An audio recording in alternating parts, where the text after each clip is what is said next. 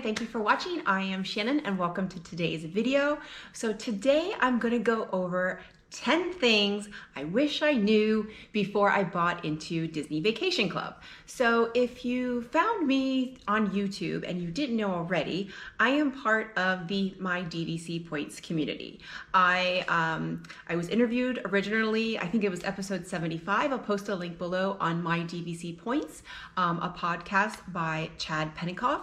And then we became friends. I became a co-host on the Sunday Night Live Community Hall. And then I got a spin-off of another podcast called DVC Newscast. So now I am one of the co-hosts of DVC Newscast, which is a weekly podcast that covers mostly DVC news as well as some just Disney related news, something that would interest other DVC members.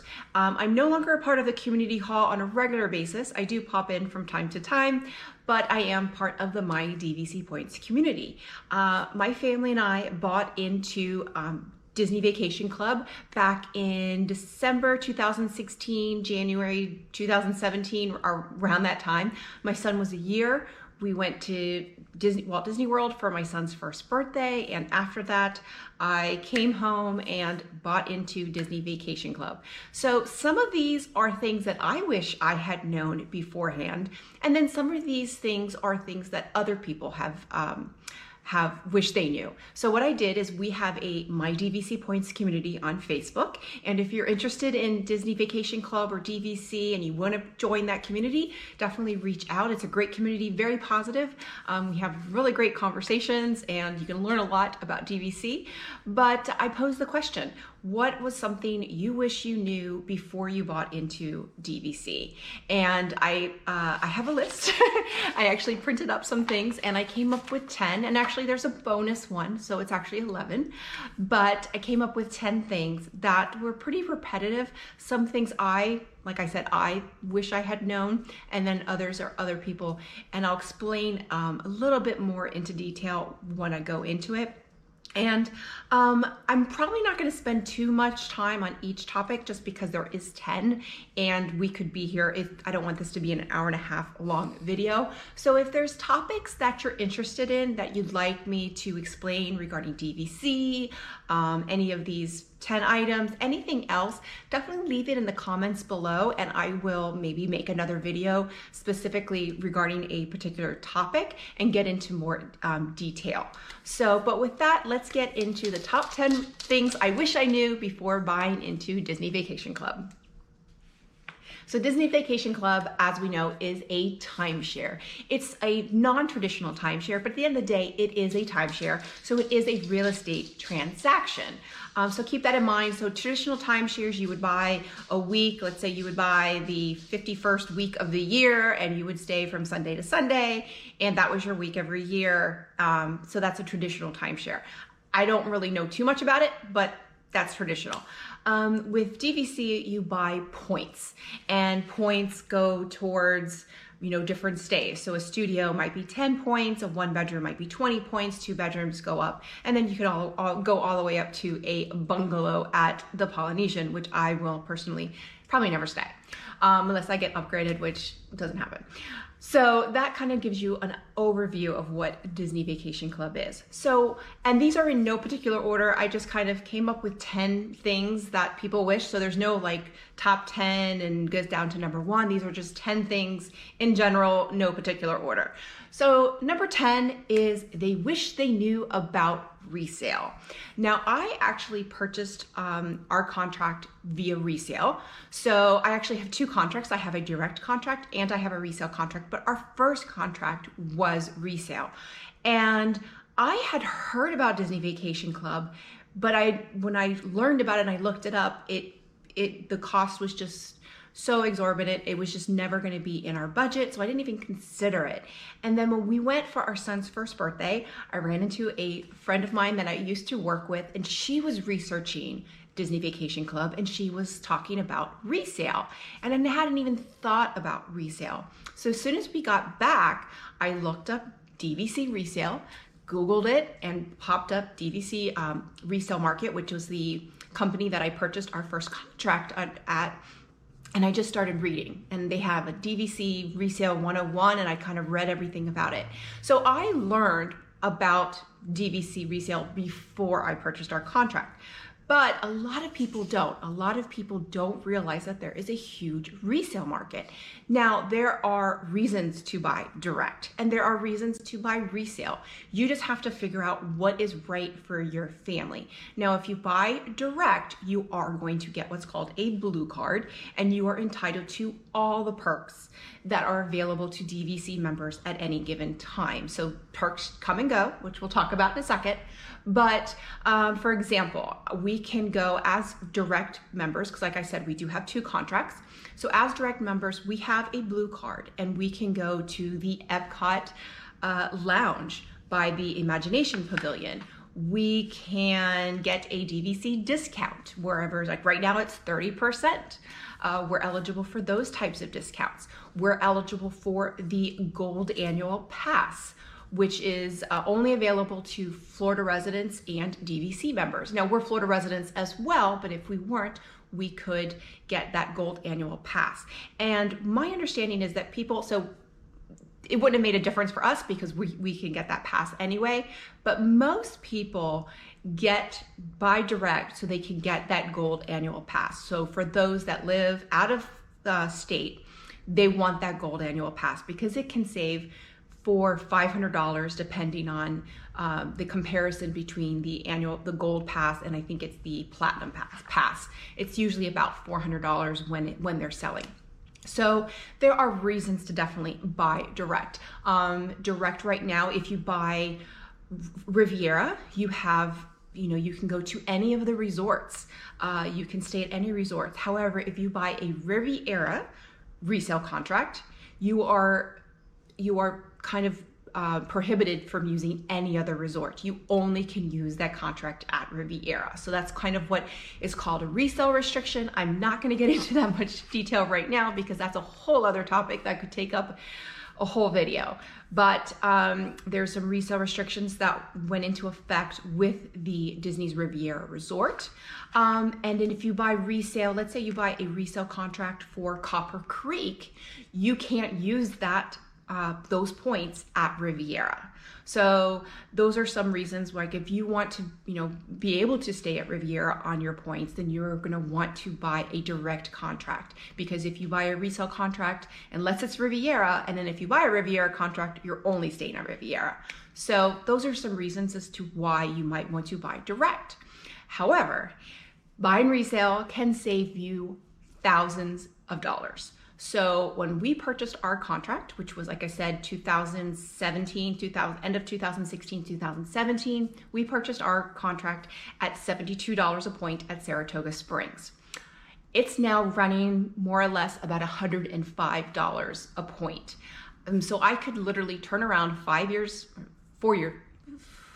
later, sorry, math, 4 years later and sell our contract for more than what we paid for it. And we would, make money off of it, or at least break even with the maintenance fees. So, that's incredible.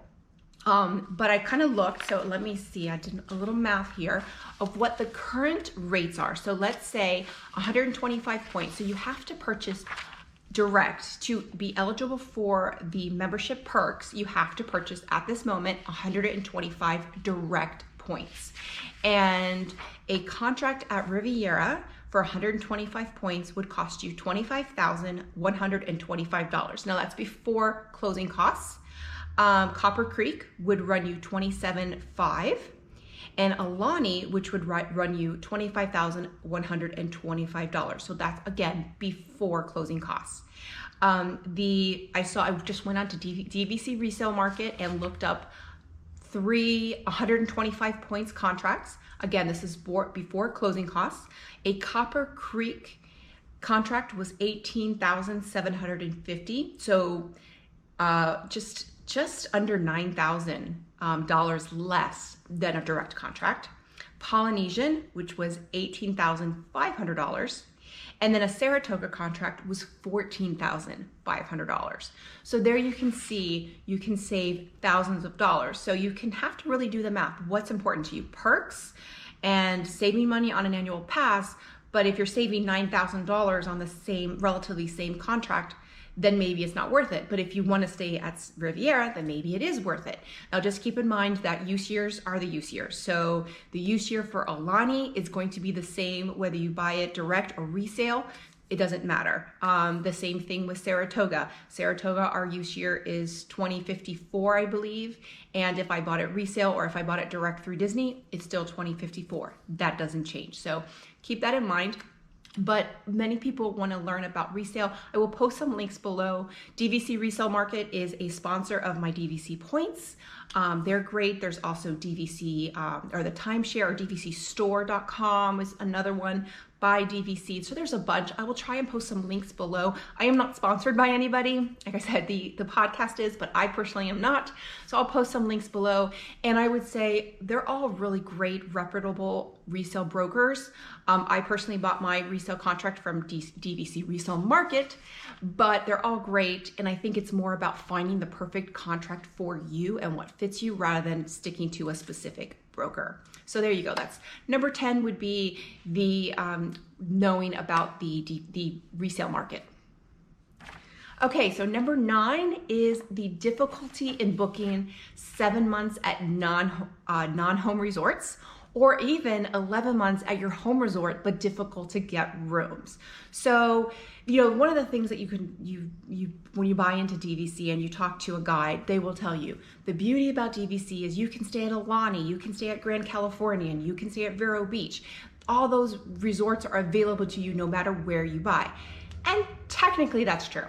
However, getting into Grand Californian, not going to happen. It's really, really difficult to get it. Trying to get a week in a studio at Grand California, just not going to happen. Vero Beach, probably not so difficult, but trying to get a value studio at Animal Kingdom Lodge, very, very difficult. Those are hard to get. Those are hard to get at 11 months.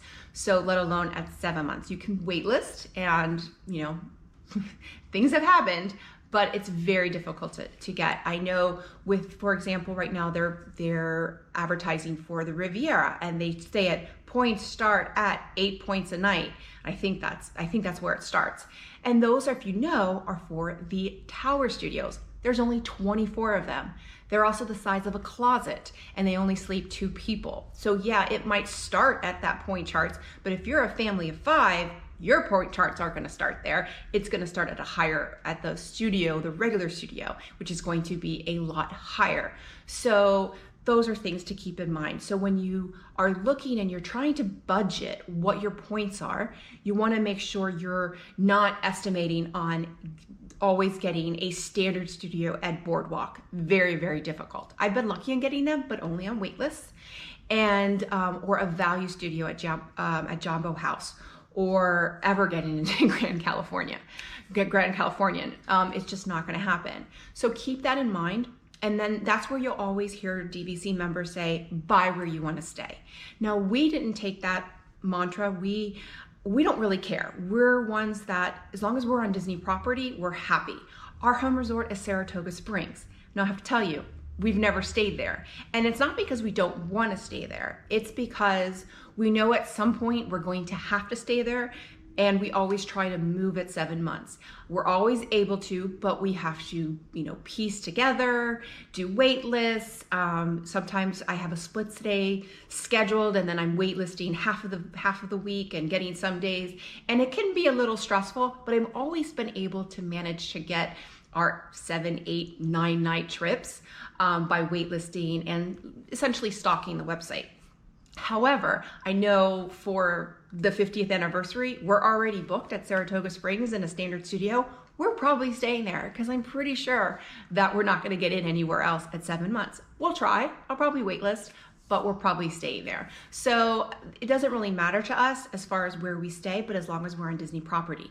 Now, as the same friend that I mentioned, that convinced me to buy DVC and resale, her family only want to stay at Beach Club. They live in Canada. They come here every 18 to 24 months. So when they come here, they want to stay at Beach Club. So they bought at Beach Club because that's where they want to stay.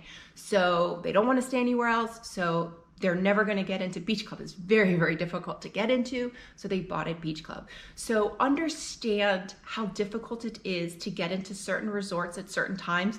Boardwalk, beach club during food and wine, it's just very, very difficult. Boardwalk or beach club or Bay Lake Tower during New Year's Eve, very difficult. July 4th, very difficult. So those are things that are important to you, then buy where you want to stay.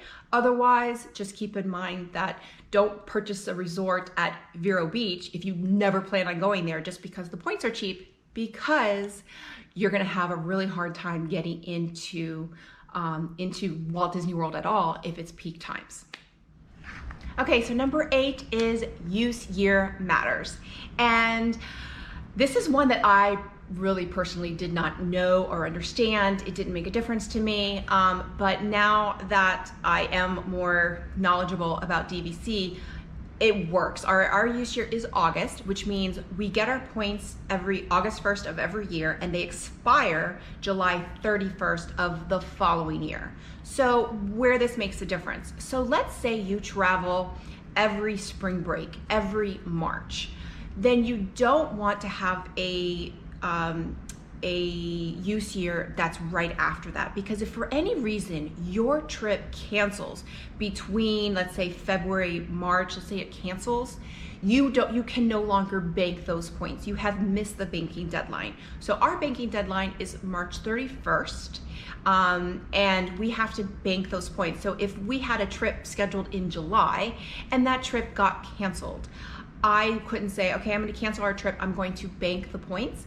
I can't. I've missed the banking deadline, so those points are now lost, expired. I can try and rent them or whatever, but if I don't use them or rent them, they're gone. So you don't want to have a trip planned between your banking window and when your points expire. Just because if anything were to happen, example, a pandemic, that's a good example. So those are types of things. So for me, the use years, let me look it up. The use years are February, March, April, June, August, September, October, and December. So those are the 8 use years. February banking deadline is September 30th. March is October 31st. April is November 30th.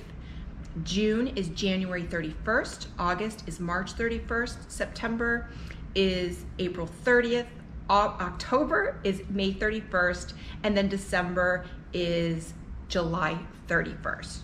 So just keep that in mind, that if you're looking at a use year and you plan, like we go every December, it's my son's birthday, that's what we purchased. The bulk of our points was for that week-long trip for our son's birthday, which has now turned into like 8 and 9 days.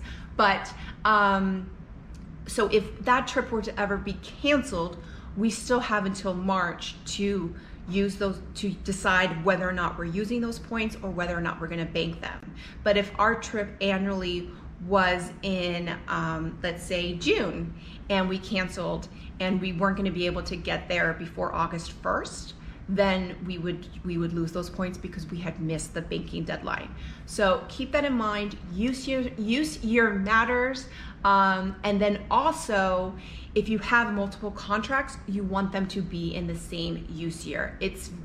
There's whole other videos on that. You can kind of look it up. You can probably look up articles, but having different use years just creates more of a hassle in regards to you're going to have 2 different numbers, and you're going to have to transfer points from this contract to that contract. So if you're buying multiple contracts, especially when you're doing resale, you want to try and stay in the same use year.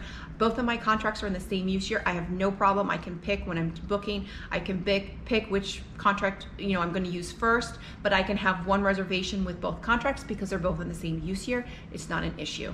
So, but when you have 2 different use years, it's 2 different contracts, and you might have to have one reservation under one contract and one reservation under another contract, and it's a big mess. So use year matters. Number 8. Okay, number 7 is that you can actually buy direct from Disney sold out resorts. So basically there's certain resorts that are currently being marketed. Right now, the current resorts that are being marketed are Disney's Riviera Resort and Disney's Aulani. Now Aulani's been around for like 10 years, but it's just this slow trickle, and because of Hawaii, it's so hard to get to, it just hasn't sold out, and it's probably, who knows if it will ever sell out. But Disney's Riviera Resort is the current resort being offered. Before that was Disney's Copper Creek, and before that was Disney's Polynesian Villas. So now when we purchased, Disney's Polynesian was the one that was being sold. That was the current resort. And I had called and I had talked to a guide. I never did a tour, but I had talked to a guide, and they only talked to me about Disney's Polynesian. And one of the things I noticed was that there was only studios. There were studios and bungalows, but there was no one bedrooms. And at that point, one of the things reason why I wanted to buy into DVC was we had stayed at a cabin and had a kitchen, and I thought it was fantastic. It was like game-changing, life-changing to have a kitchen while you are staying at Walt Disney World. So I wanted to be able to stay in a one-bedroom. So Polynesian wasn't an option for me. He never mentioned that I could purchase direct at any of the sold out resorts. So when I looked into resale, I thought that was my only option to buy a sold out resort. Now Disney Vacation Club is starting to market those sold out resorts. If you watch my video from when I was at Boardwalk during December, I actually did a tour, and they have the models open at some of the sold out resorts, and they're marketing a lot of the sold out resorts now. So it's a little different, but if you think you can only purchase at Aulani, Riviera, or Copper Creek, because they still are marketing Copper Creek a little bit, you actually can buy direct through Disney at a sold out resort. And another thing is that you can buy, if you are looking for Old Key West, an extended contract. So Old Key West is the only resort that has extended contracts. The original date is 2042. However, there are extensions, and they expire in 2057. So they're very, very hard to find on the resale market. However, anytime you purchase a direct Old Key West contract from Disney Vacation Club, it automatically has that 2057 end date. So that's one of the things I wish I had done. Is I was looking for a 2057 extended contract at Old Key West. We may have purchased our first 250 points that we purchased at Saratoga. We might have purchased them direct at Disney. Had I known, I could have purchased an extended contract direct from Disney Vacation Club. They didn't tell me, they lost out, I went to resale, and there you go. But number 7 is that you can actually buy direct from Disney sold out resorts. So number 6 is that you can break up different contracts into smaller contracts. So example, let's say you're going to buy 150 points and you're buying them direct. Now it's a little harder if you're doing resale, so we're talking direct. You're gonna buy 150 points. You can actually break them up into 3 50-point contracts. Now, when you do that, you do have to pay additional closing costs, because you have to pay a closing cost for each contract, but there's several reasons why you might wanna do that. So for example, if you have 3 children, and you have 150 points, which if you have 3 children, you're probably gonna need more than 150 points, but let's just say you're gonna buy and you want to be able to leave those contracts to your children, you wanna break it up into 3 different contracts. So you'll have 3 50-point contracts rather than 150-point contract, because then they wouldn't be able to break it up amongst themselves. They'd have to figure out who's going when. But if you just gave each child gets a 50-point contract, then you're done. Another thing is actually, it was another Shannon, and I don't know how to pronounce her name, Laureline. So sorry, Shannon, if I butchered your name. She's the one that mentioned this. She goes, only thing I wish I would have known is breaking the contracts into smaller ones. We got 200 points at the same resort and wish we would have thought to get 100 points at different resorts for the home resort advantage. So that's another thing. So you get that home resort advantage at 11 months, and then at 7 months you can book anywhere. So let's say you want to stay at, Beach Club during Food and Wine, But, when you come in the spring, you want to stay at Grand Floridian. Then it would make sense to have 2 different contracts, same use year, but 2 different contracts where so that you can have that home resort for those different trips. So that's another reason why you might want to break it up into 2 different contracts.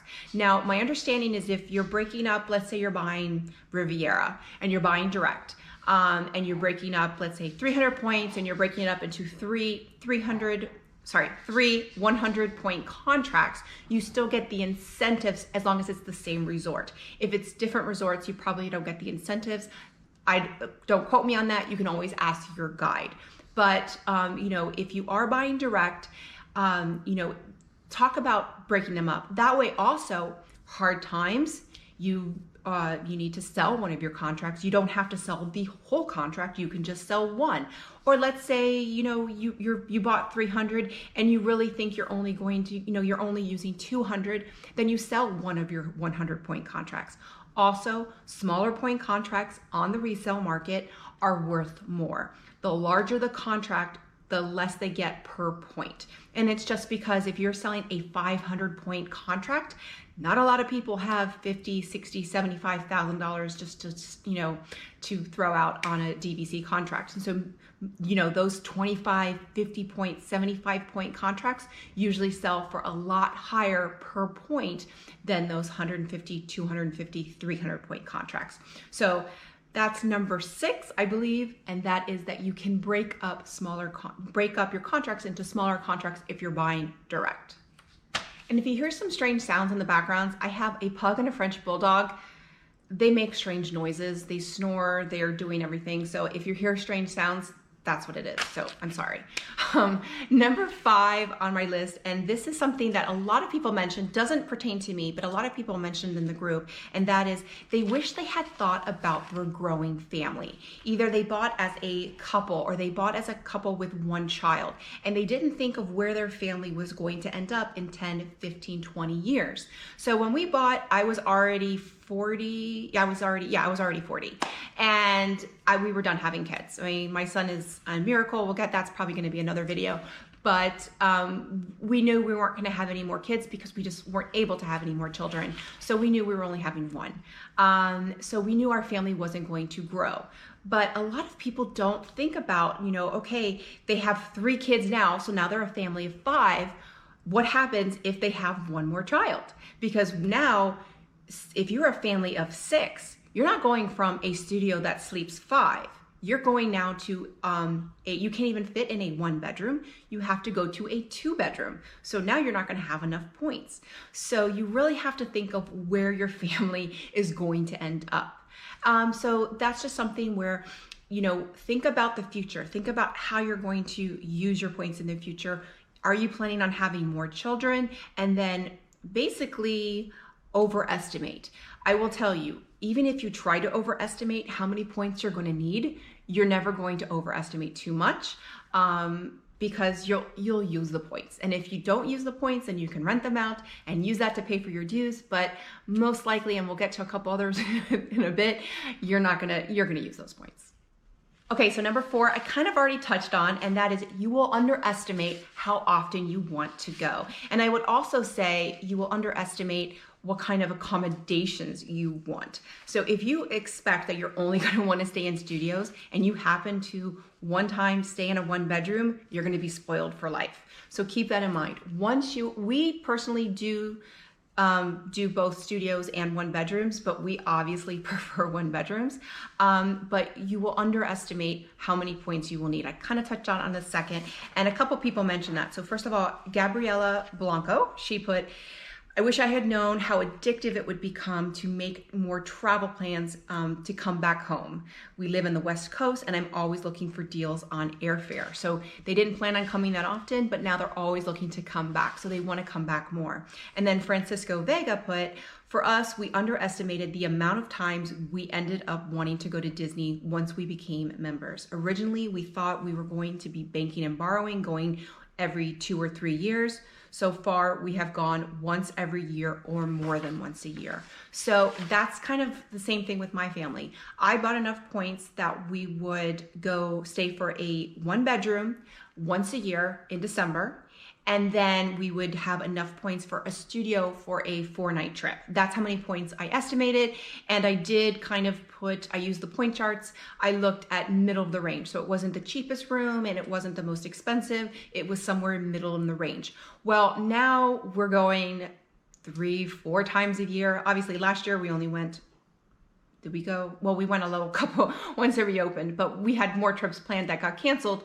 But you know, we go like 3 or 4 times, especially when we have annual passes. When we don't have annual passes, we tend to go a little bit less, but we always run out of points and I'm always borrowing.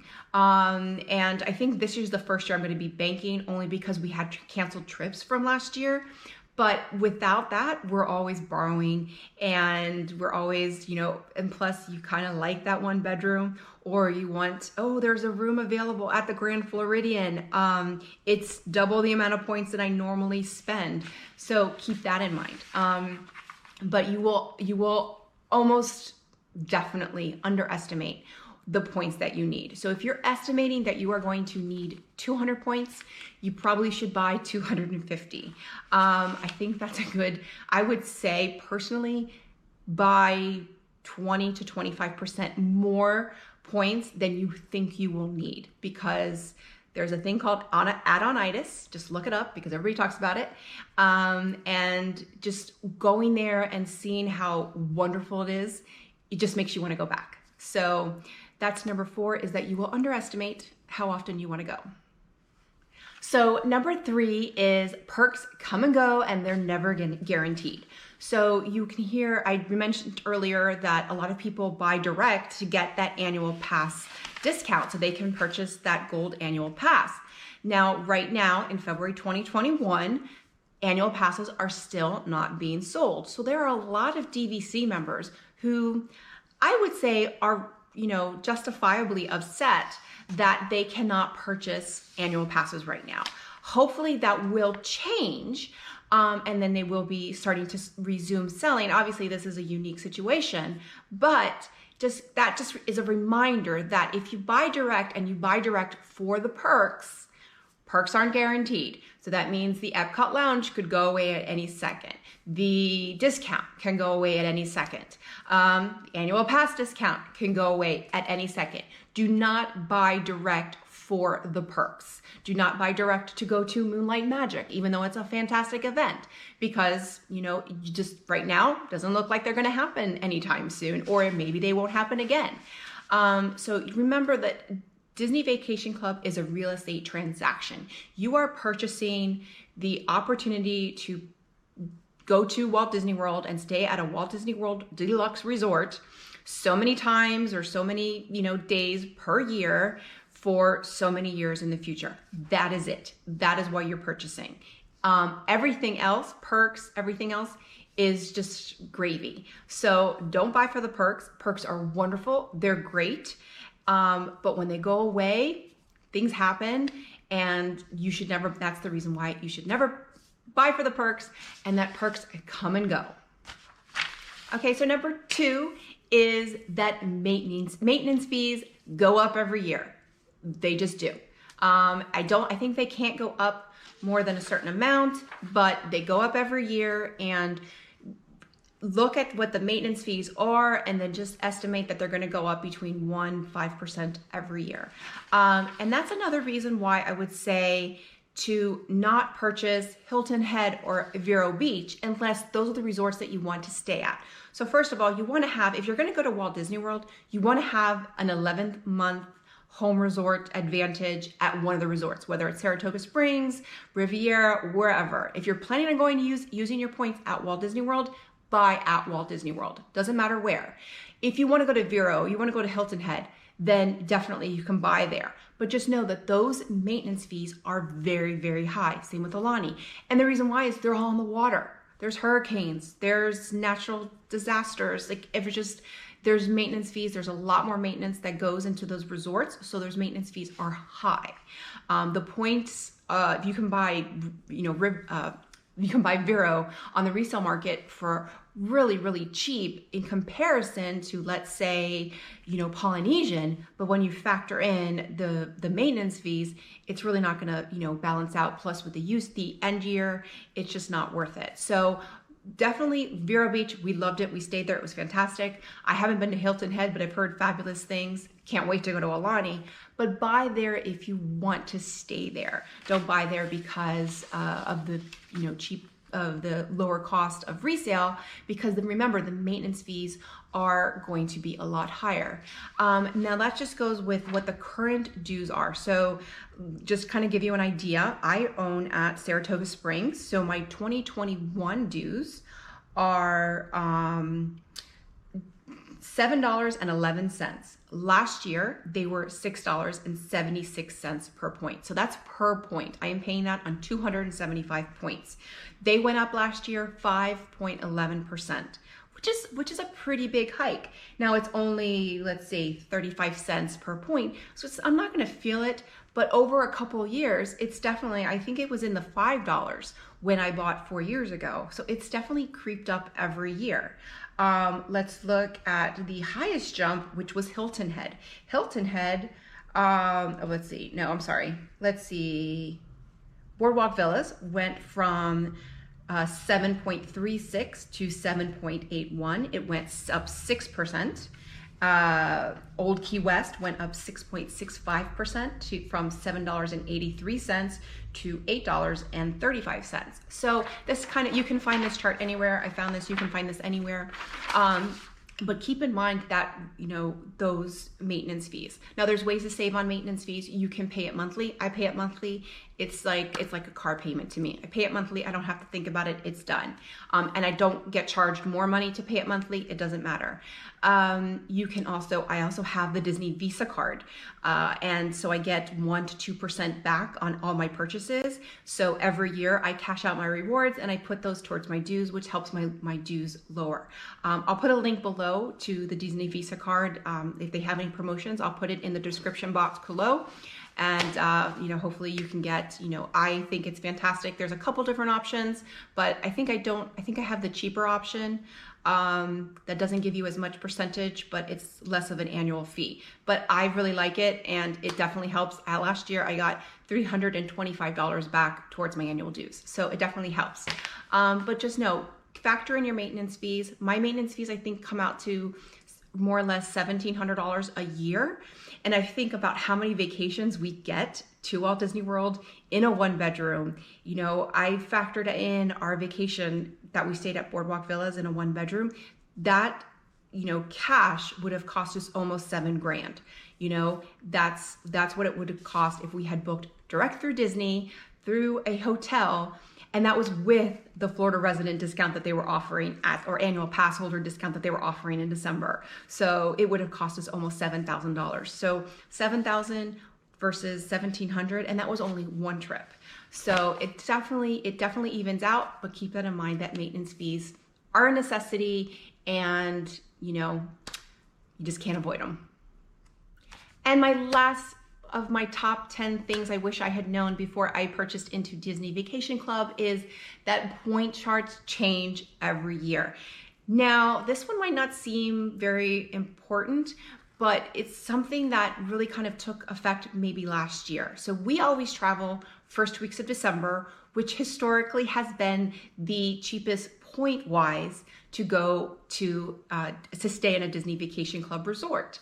Now that has changed. So I think it was last year into 2021. So for example, our 2021 vacation, if we take the exact same vacation, is now going to cost us roughly 20 points more than it did last year. And that's just because the points charts change. Now they don't go up, they get reallocated. So the points when they're sold, they sold, 4 million points. Okay, there's 4 million points. Those points have to be allocated within the month, and there's different times. So like a Monday is going to be usually cheaper than a Sunday. Than a Saturday. And, Fridays and Saturdays are usually more expensive than, Sunday through Thursday. But, certain times of the year. Summer used to be very expensive point wise, but now that's not necessarily a very popular time to go for DVC. So they took some of those points out of the summer, and now they have charged more points for December, which affects my family. We're still going to travel because that's my son's birthday is not going to change. It's just we have to decide where we're going to, reallocate our points. Are we going to, stay one less day? But still stay in a 1-bedroom? Are we now going to stay in a studio? Are we going to, maybe move our time? So that's where you have to just know that points get reallocated every year. Sometimes there's really very little difference, which for several years there wasn't much difference. And then sometimes there's a bigger difference. Now they can only do so many movements every year. They can't shift it completely, like totally out of whack. They have to make it in small increments, but just keep in mind. So the only way you can avoid that is if you purchase a fixed week. And you can do that direct. You can find those on the resale market. They're very hard to find. But let's say you purchase a fixed week of the 48th week of the year, kind of like a traditional timeshare at Riviera.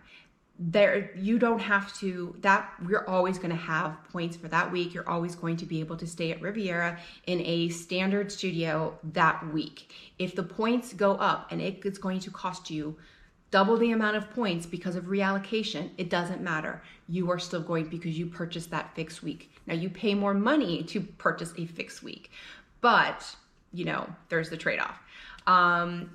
And I don't even think I would do a fixed week unless I wanted to stay at, like, we always wanted to come during Christmas and New Year's, and I had a lot of money, which probably neither is going to happen.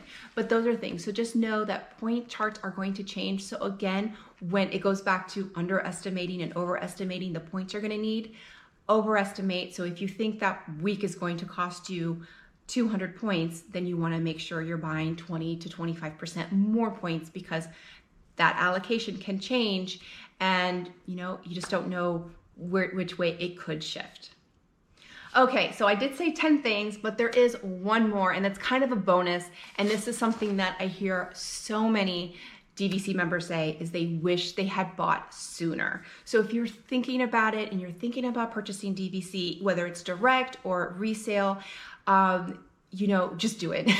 If you have the funds and you can afford it, it is a luxury. So I wouldn't, there's definitely options to finance, some great options to finance. I know Monera Financial, a lot of people refinance. They maybe buy direct through Disney and then they refinance through another company to lower their rate.